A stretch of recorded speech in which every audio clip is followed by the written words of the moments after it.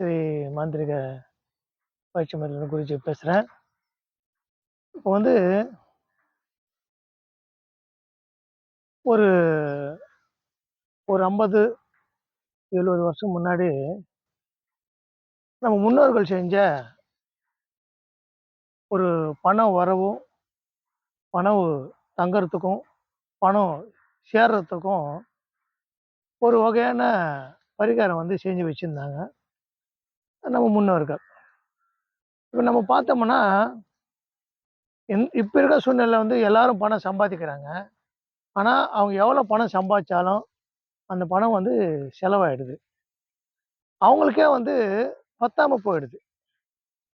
பணம் ஏதாவது சேமிச்சு வச்சிருக்காங்களான்னா, சேமிக்க வைக்க முடியல. அவங்க சூழ்நிலை அப்படி ஆயிடுது. அது மட்டும் இல்ல, யாரு கையில எடுத்தாலும் ஒரு சேமிப்பு பண்றது இல்லாம தான் இருக்குது. அப்போ பணம் சேர்றதுக்கு ஏதாவது வழி இருக்கான்னா, அந்த காலத்துல பயன்படுத்தியிருக்காங்க நம்ம முன்னோர்கள். அ எ எங்க அம்மாவோட ஆயா அவங்க. அவங்க வந்து எப்படி விற்பாங்கன்னா, அந்த காலத்துல பணம் வைக்கிறதுக்கு ஒரு சுருக்கு பை இருக்கு இல்லையா? அது வந்து பச்சை கலர்ல இருக்கும். அந்த பச்சை கலர்ல வந்து பார்த்தீங்கன்னு சொன்னா, வெந்தயமும், கொள்ளும் ஒரு தனித்தனியா மஞ்சள் துணியில கட்டி, ஒரு சின்னதா ஒரு மூட்டை மாரி கட்டி, அதில வந்து நாணயங்கள் போட்டு, அது ரூ. 1 காயினோ அந்த மாரி போட்டு, ஆ அவங்க என்ன பண்ணுவாங்கன்னா, அந்த சுருக்கு பையில வச்சிருப்பாங்க. இது வந்து அவங்க இறந்த பிற்பாடும், அந்த சுருக்கு பை வந்து அவங்க அவங்களுக்கு வணங்குறப்போ அத வச்சு வணங்குவாங்க. எங்க பாட்டி கிட்ட நான் கேட்டேன். "என்ன இது சுருக்கு பை?" "அண்ணா இந்த மாரிங்கப்பா, எங்க அம்மாவோட சுருக்கு பைன்னு" எங்க எங்க பாட்டி சொன்னாங்க. அதில நம்ம பிரிச்சு பார்க்கும்போது, அதில 2 மூட்டைகள் இருந்துச்சு. அது என்ன மூட்டைன்னா, ஒண்ணு வெந்தயம், ஒண்ணு வந்து கொள்ளு. அதுல வந்து ரூ. 1 நாணயம், ஆ 25 பைசா நாணயம், 50 காசு நாணயம் இதெல்லாம் போட்டு வச்சிருந்தாங்க. அவங்க எப்படி வாழ்ந்திருக்காங்கன்னா, அவங்க வந்து ஒரு சிறு பண்ணையார் மாரி வாழ்ந்திருக்காங்க. எப்படி பார்த்தாலும் ஒரு 20, 30 ஆ பசுமாடுங்க, ஆடுங்க, ஒரு பெரிய நிலம், மாந்தோப்பு இப்படி வாழ்ந்திருக்காங்க. அவங்க அப்படி வாழ்ந்த ஒரு ஒரு ஒரு மனுஷாளுக்கு இது ஏன் இந்த மாரி பண்ணியிருக்காங்கன்னு எங்க பாட்டிய கேட்கும்போது, அவங்க என்ன சொல்றாங்கன்னா, "எப்பா இது பணம் தங்கறதுக்கு இது ஒரு முக்கியமான ஒரு பரிகாரம்ப்பா.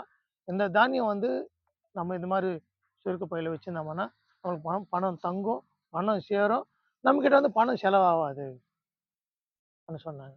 அப்போ இந்த காலத்துல இதாங்க முக்கியம் நம்மளுக்கு. அந்த காலத்துல பயன்படுத்தியிருக்காங்க. ஆனா அது சில பேர் சொல்லாம, இப்ப இருக்கிற வந்து இந்த அ எல்லாமே ஃபாஸ்ட்டா வேணுன்ற காலத்துல வந்து பணம் வந்து செலவாயினே போகுது. ஒரு ரூ. 500 செலவு பண்ணா உடனே ஒண்ணுமில்லாம போயிடும். அது மட்டும் இல்ல, சம்பளம் வாங்குன உடனே உங்களுக்கு வந்து இஎம்ஐ அது இதுன்னு சொல்லி எல்லாமே போயிடுது. அதுக்கப்புறம் பண வரவு இல்லாம போயிடுது. அது நீங்க வந்து பணம் சேமிப்பு பண்றது இல்லாம போயிடுது. அதுக்காக இப்ப இருக்க மக்களுக்கு வந்து இந்த மாரி பயன்படுத்தி பாருங்க. நீங்க வந்து எந்த இடத்துல வந்து பணம் விக்கிற ஒரு பெட்டியாகவோ, இல்ல ஒரு பீரோவாகவோ, ஒரு சூட்கேஸாகவோ இருக்குன்னா, அதுல ஒரு பச்சை கலரு சுருக்கு பையி அது வைத்துக்குங்க. அதில கொஞ்சம் பணம் நாணயங்கள் ஒரு ரூ. 5 காயினு, ரூ. 10 காயினு, ரூ. 20 காயினு போட்டு வைங்க. அது அது இல்லாத வெந்தயம் உங்களுக்கு வந்து ஆ ஒரு சின்னதா ஒரு பச்சை கலர் துணியில போட்டு, அதில காயின் போட்டு கட்டி ஒரு சின்னது மூட்டை அதில வைங்க.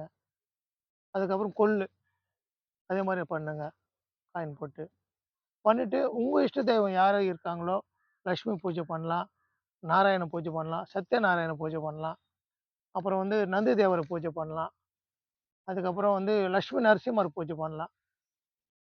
இவங்களெல்லாம் பூஜை பண்ணி உங்களுக்கு பிடிச்ச தெய்வம் யார் இருக்காங்களோ அவங்கள பூஜை பண்ணி, இதில பணம் தங்கணும்னு சொல்லிட்டு நீங்க வச்சீங்கன்னு சொன்னா, உங்க வீட்ல கண்டிப்பா பணம் சேரும், பணம் தங்கும், பணம் செலவாகுறதுக்கு வாய்ப்புகளே கிடைக்காது. அப்படி இருக்கும். அதனால இந்த பழைய காலத்து முறை வந்து உங்களுக்கு தெரிவிக்கணும்னு சொல்லியிருக்கேன். இத பயன்படுத்திக்கங்க. நீங்க எல்லாரும் நல்லா இருக்கணும்னு வேண்டிக்கிறேன்.